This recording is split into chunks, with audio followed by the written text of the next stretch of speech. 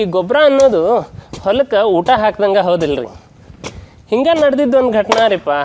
ಪರಿಚಯದವ್ರೊಬ್ಬರು ಮನೆಗೆ ಬಂದಿದ್ದಾರೆ. ಕೇಳ್ಕೊಂತ ಹೇಳ್ತಾರೆ, ಸರ ನಾವು ಒಂದು ವರ್ಷ ಸಾವಯವನ ಮಾಡಿದ್ದೀವಿ ರೀ, ಏನು ರಿಸಲ್ಟ ತೋರಿಸ್ಲಿಲ್ಲ ಬಿಡ್ರಿ ಅಂತಾರೆ. ಯಾಕ್ರಿ ಏನಾತ? ಏನಿಲ್ಲ ಸರ, ಮನ್ಯಾದಾಗ ಗೊಬ್ಬರ ರೀ, ಹೊಲಕ್ಕೆಲ್ಲ ಹಾಕಿದ್ರು ಏನು ಇಳುವರಿನ ಬರಲಿಲ್ಲ ರೀ ಅಂತಂದರು. ಯಾಕ್ರಿ ಎಷ್ಟಿತ್ತು ಗೊಬ್ಬರ ಹಾಕಿರಿ ಎಷ್ಟು? ಇದ್ದಷ್ಟು ಹಾಕಿದೀವಿ ರೀ. ಅಡ್ಡಿಲ್ಲ, ಎಷ್ಟು ಇತ್ತು ರೀ, ಎಷ್ಟು ಹಾಕಿದ್ರಿ, ಎಷ್ಟು ಹೊಲ ಅಂತ ಕೇಳಿದ್ರೆ 3 ಗಾಡಿ ಗೊಬ್ಬರ ರೀ, 13 ಎಕರೆ ಹೊಲಕ್ಕೆಲ್ಲ ಹಾಕಿದ್ದೀವಿ ರೀ, ಆದರೂ ಏನೂ ರಿಸಲ್ಟ ತೋರಿಸ್ಲಿಲ್ಲ ರೀ.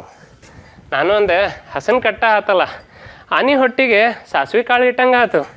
3 ಗಾಡಿ ಗೊಬ್ಬರನ 13 ಎಕರೆ ಹೊಲಕ್ಕೆ ಹಾಕಿ ಸಾವಯವ ಕೆಲಸ ಮಾಡಂಗಿಲ್ಲ ಅಂಥೇಳಿ ಸರ್ಟಿಫಿಕೇಟ್ ಕೊಟ್ಟಿದ್ದು ಆತಲ್ರಿ. ಹಂಗೆ 2 ಪ್ರಶ್ನೆ ರೀ ನನ್ನ ಕಡೆಯಿಂದ. ಹೊಟ್ಟೆ ಹಸ್ಕೊಂಡು ಬಂದಾಗ ತಾಟ್ನಾಗ ರೊಟ್ಟಿ ಬದಲಿ ಜೋಳ ಇಟ್ಕೊಟ್ರೆ ನಿಮ್ಗೆ ಹೆಂಗೆ ಆಕೈತ್ರಿ? ಫುಲ್ಲು ಹೊಟ್ಟೆ ಹಸ್ಕೊಂಡು ಬಂದಿರ್ತೀರಿಪ್ಪ. ತಾಟ್ ತುಂಬ ಬರೀ ಗಿರ್ದ ರೊಟ್ಟಿ ಇಟ್ಕೊಟ್ಟು ಅಕ್ಕಾರ ತಂದಿಟ್ರೆ ಕುರುಕ್ಷೇತ್ರನೇ ಅಲ್ರಿ.